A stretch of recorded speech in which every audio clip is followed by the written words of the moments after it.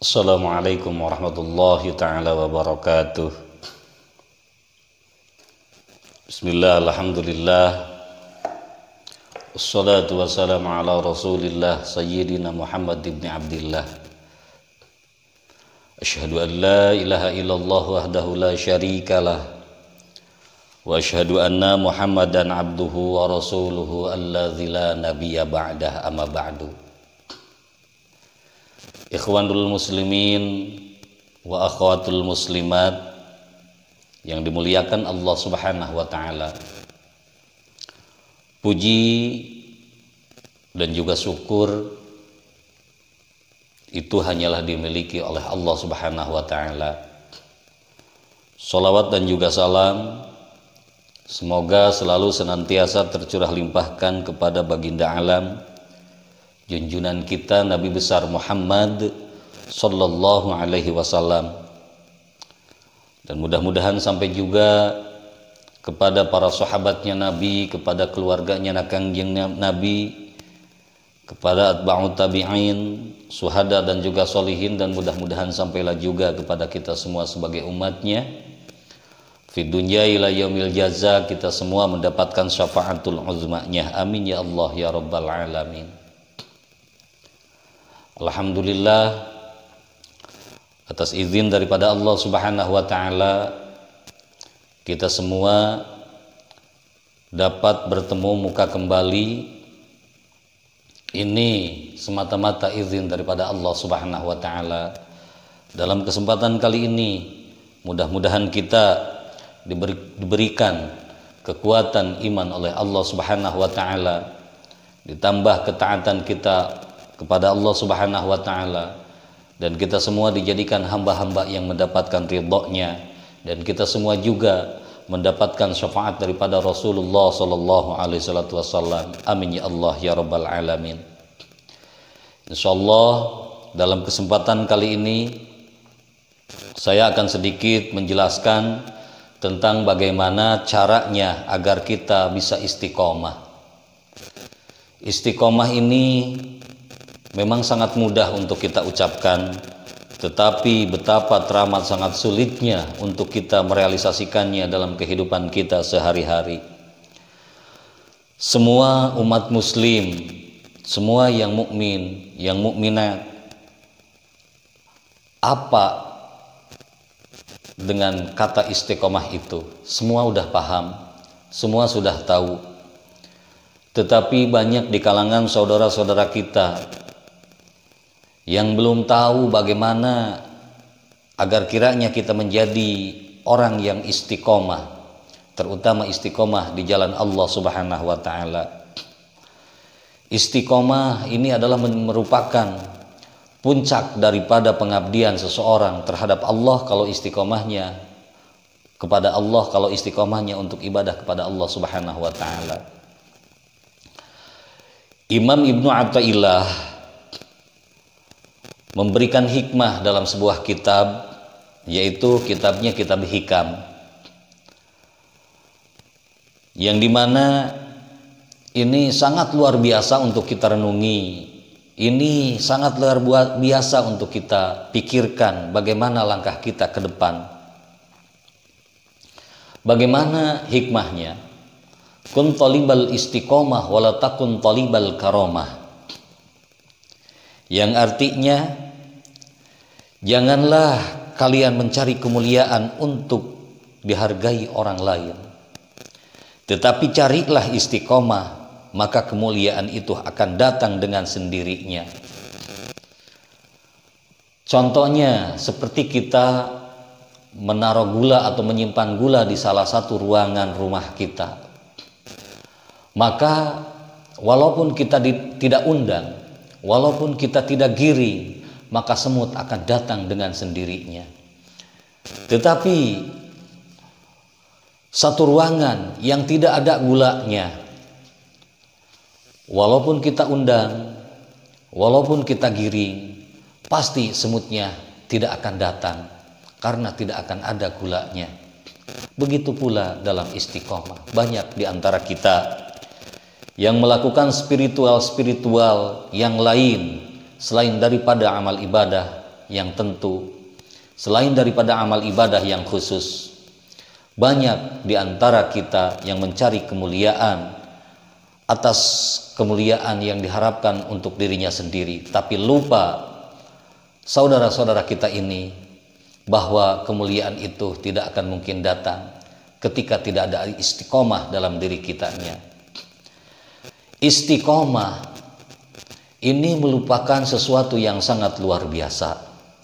Saya ambil dari berbagai macam sumber, terutama saya ambil dari pendapatnya Khulafaur Rasyidin, yaitu Sayyidina Abu Bakar Siddiq radhiyallahu taala anhu, Sayyidina Umar radhiyallahu taala anhu, Sayyidina Utsman radhiyallahu taala anhu, dan Sayyidina Ali bin Abi Thalib karamallahu wajhah radhiyallahu taala anhu.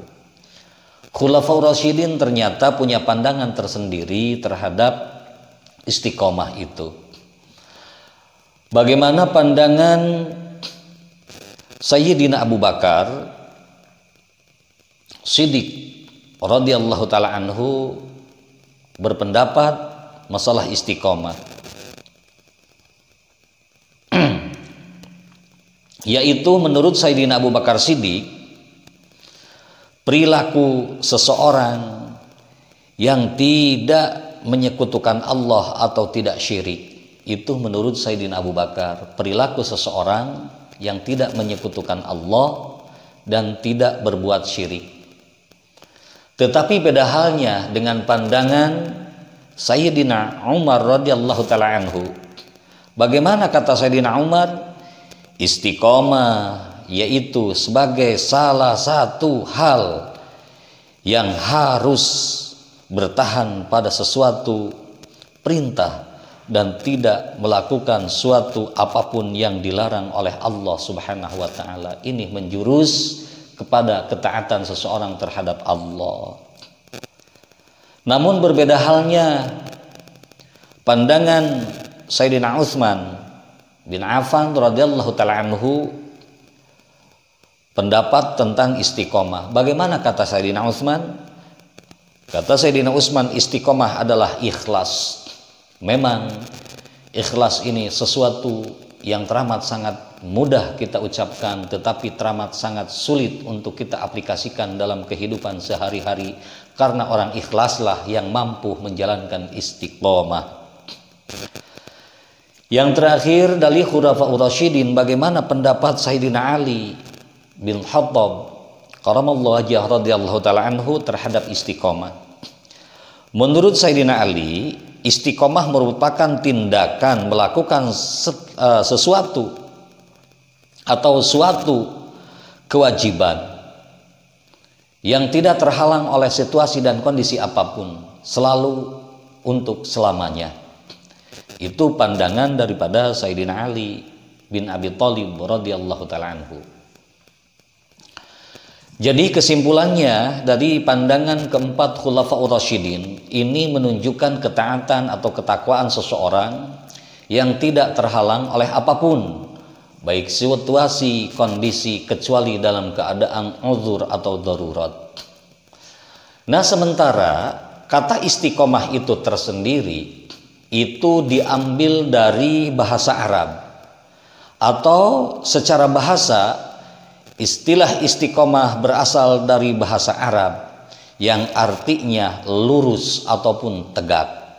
Itu secara bahasa. Tetapi menurut istilah, istiqomah adalah dapat diartikan sebagai menjaga perbuatannya tetap pada jalan yang lurus dan tidak berubah karena sesuatu apapun yang terjadi. Itu menurut istilah. Namun menariknya, dalam kalimat istiqomah ini terdiri dari dua kalimat. Pertama kalimat ista, yang kedua istiqomah. Yang ada istanya bukan hanya di istiqomah saja, tetapi ada di kalimat-kalimat yang lain seperti istighfar. Maka diawali dengan kalimat ista. Ada juga yang termasuk di rukun Islam yang terakhir, ada yang disebut haji. Di situ syaratnya adalah istita'ah, Nah, yang menjadi menarik pembahasan adalah kalimah ista. Kalimah ista ini apa?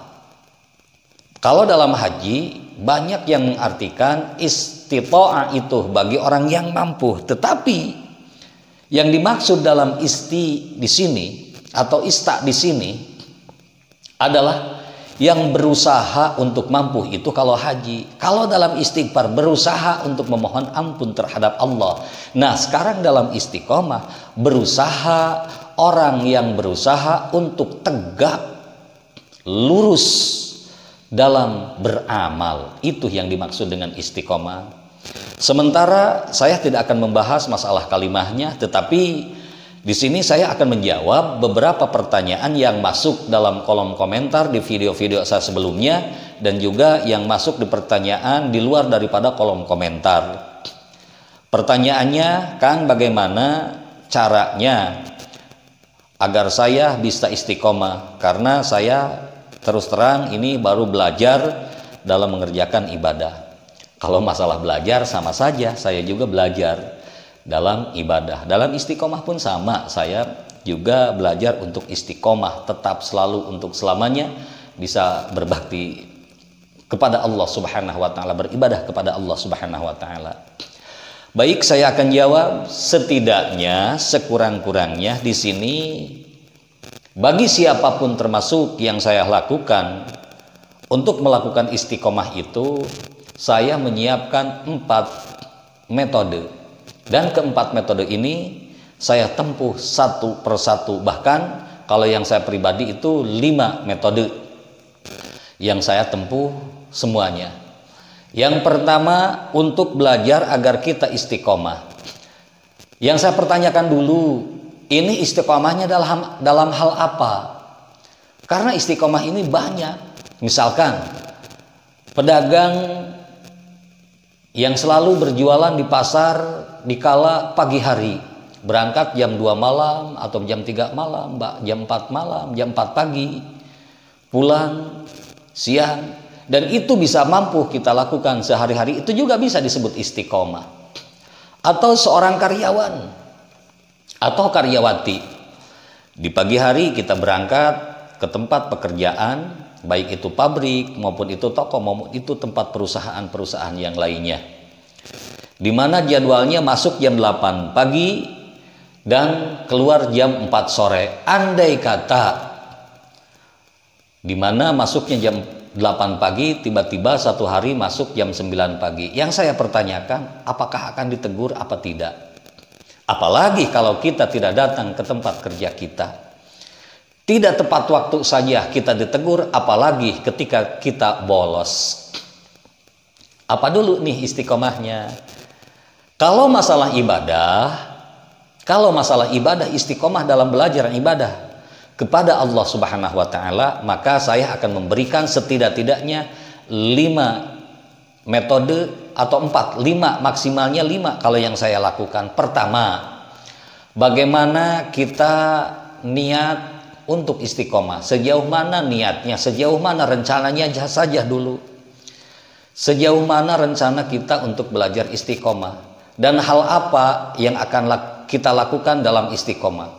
Apakah kita mau beristiqomah dalam sholat fardu misalkan, yang tadinya bolos-bolos, yang tadinya bolong-bolong, sehari semalam 5 kali, tetapi kita hanya bisa melakukan 3 kali. Nah, bagaimana itu caranya? Pertama, kita niatnya dulu. Yang kedua, rencana yang untuk diistiqomahkan itu apa? Apakah mau sholat? Apakah mau tahajud? Apakah mau ngaji, berzikir, atau lain sebagainya? Karena tidak ada rencana yang pasti, bagaimana kita bisa beristiqomah?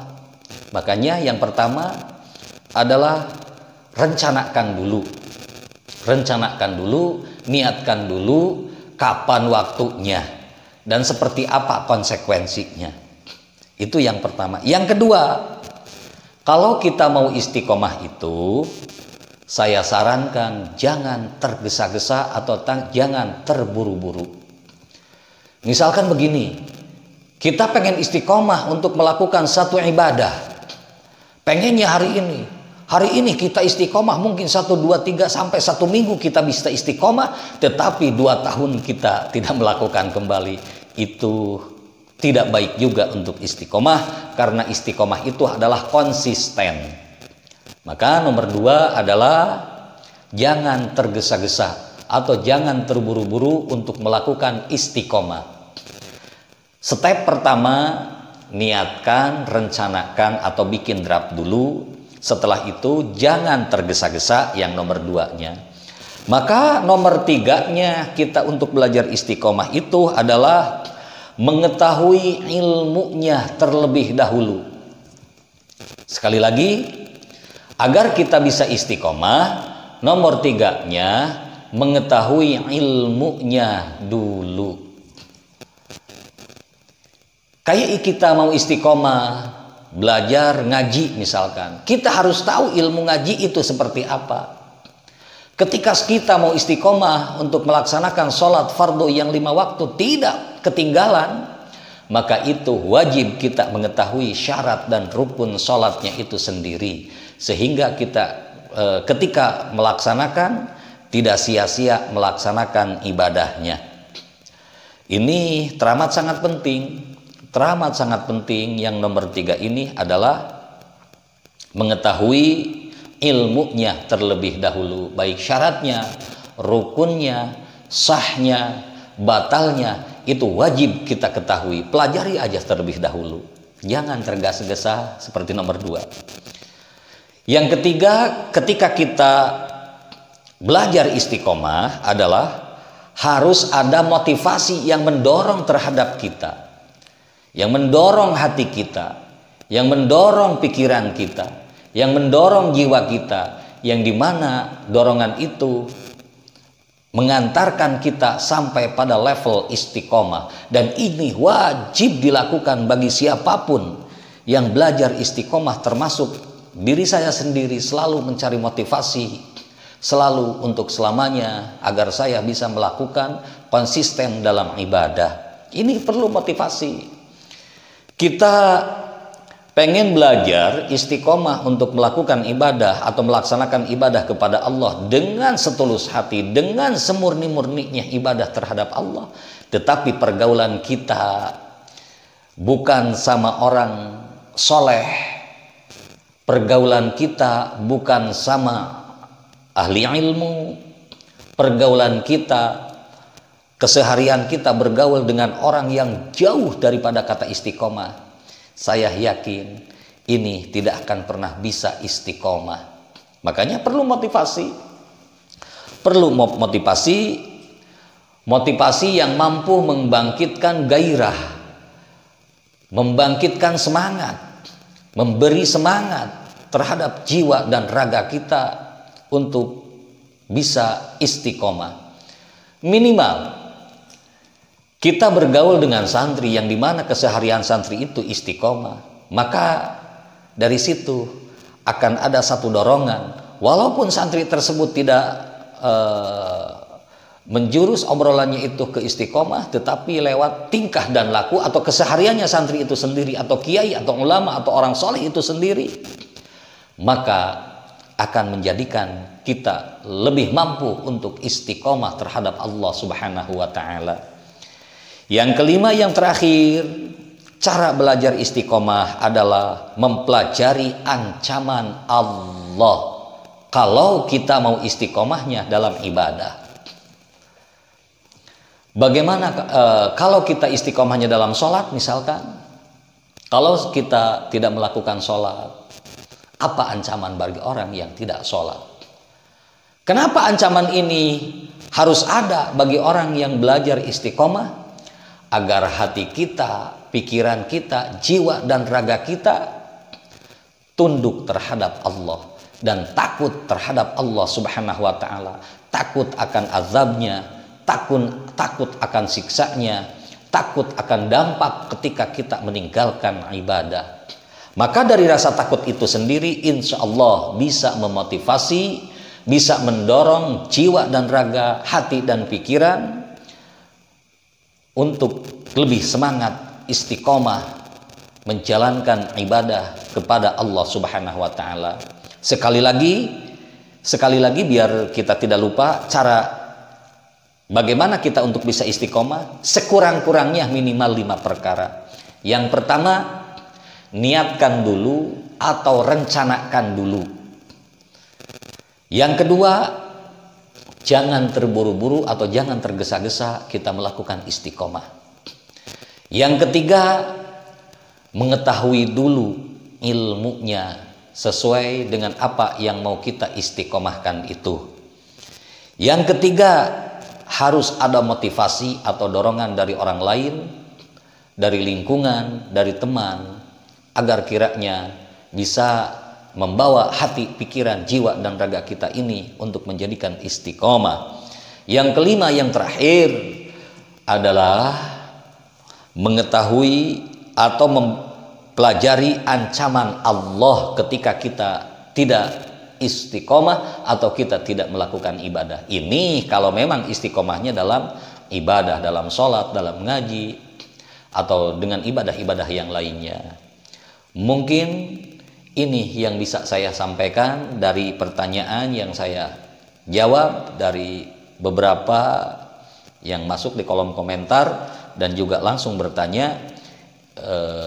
Mudah-mudahan ini bisa dimafhumi, ini bisa difahami, dan ini bisa dimengerti. Dan mudah-mudahan kita semua termasuk orang yang bisa beristiqomah dalam ibadah kepada Allah, bisa istiqomah selalu menjaga sholat kita, bisa istiqomah selalu kita bisa menjaga ngaji kita, bisa istiqomah selalu bisa berzikir kepada Allah Subhanahu wa Ta'ala, bisa beristiqomah dalam membaca sholawat terhadap Rasulullah atas dasar bentuk kecintaan kita terhadap Rasulullah Sallallahu Alaihi Wasallam, bisa istiqomah dalam segala situasi dan kondisi, bisa istiqomah dalam segala hal yang menjurus kepada ibadah terhadap Allah Subhanahu wa Ta'ala, terutama Allah memberikan pertolongan lahir dan batin kepada kita semua.